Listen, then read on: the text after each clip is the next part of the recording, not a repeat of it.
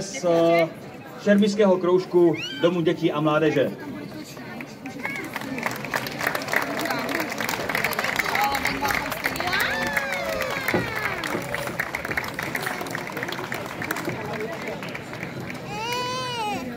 Co je dítě?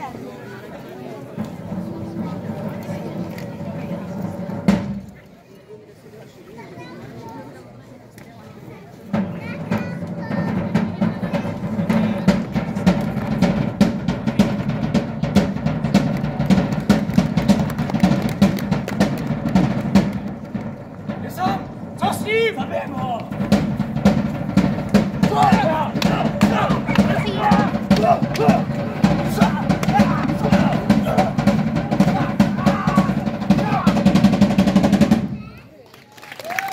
Pánové, hop!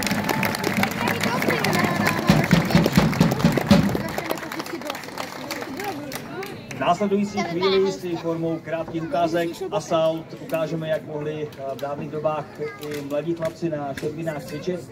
První akci, kterou uvidíte, bude ozbrojení. Jedná se o páku proti palci.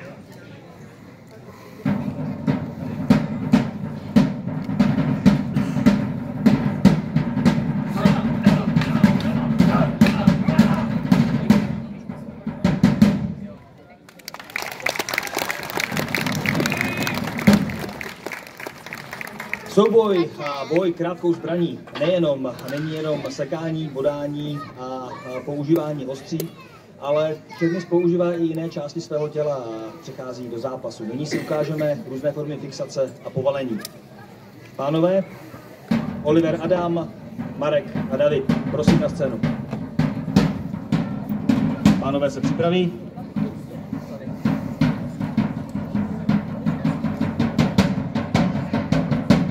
Akce.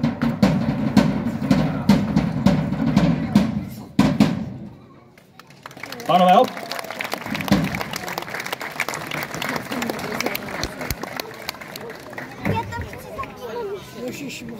Nyní si ukážeme různé formy zneškodnění a zabití soupeře. Jedná se o krátkou zbraň, to znamená, útoky se musí eskalovat až do konečného vyřízení vašeho sporu a finální eliminace soupeře. Poprosím Jáchym a Joe, Oliver a Vašek. Pánové na scénu. Pánové se připraví. Akce.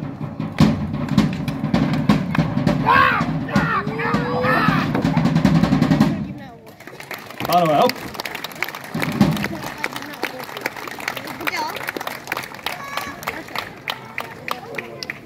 Pomalinku se dostáváme k druhé zbrani. Na domečku se věnujeme nácvikům převážně tesáku a dlouhého meče. Nyní vám chlapci ukáží, jak mohl vypadat tréninkový duel dlouhým mečem.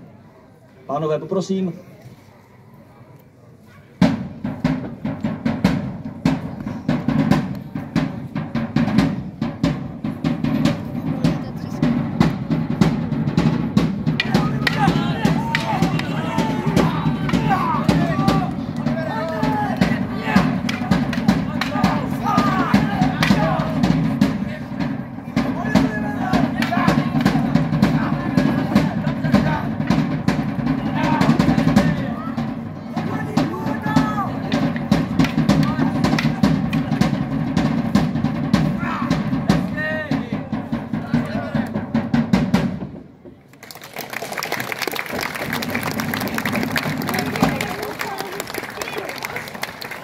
Budeme pokračovat dál, a to aplikací další, a to je obrana člověka, který nemá zbraň, a pak pokračování akce v odpovědi člověka, který zbraň má.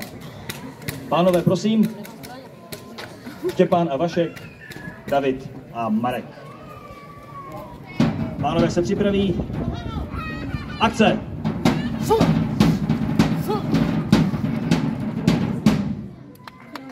Hop!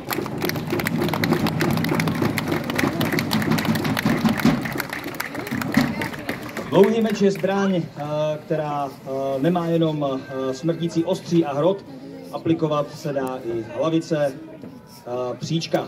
Nyní si ukážeme formy zneškodnění soupeře, zabití, fixaci a povalení na zem s eskalací. Poprosím Jáchyma a Adama a Štěpána s Markem.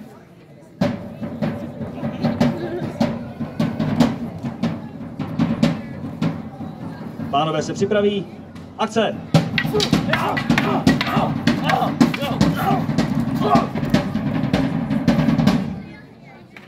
Pánové, hop!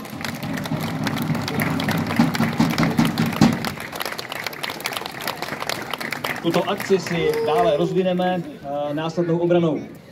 Poprosím Olivera s Vaškem.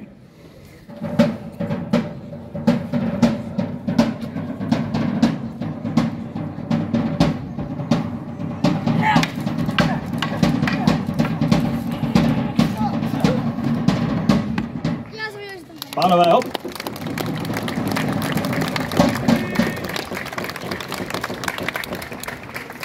Velmi účelné bylo soupeře nezabít, ale ozbrojit jej.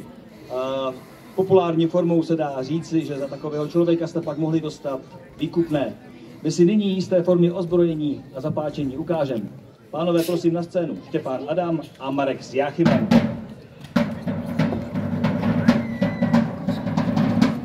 Pánové se připraví. Akce!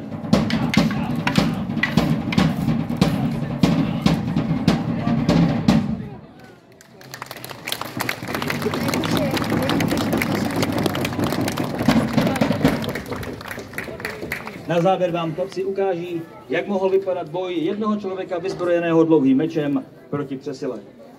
Pánové?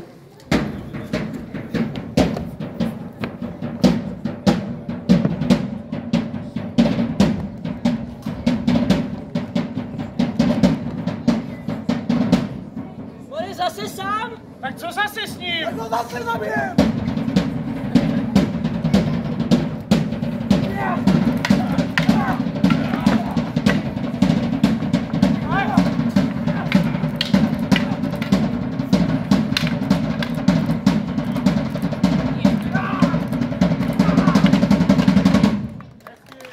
Pánové, hop!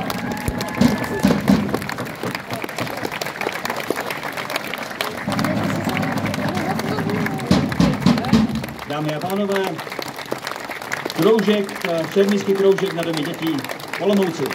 Děkujeme.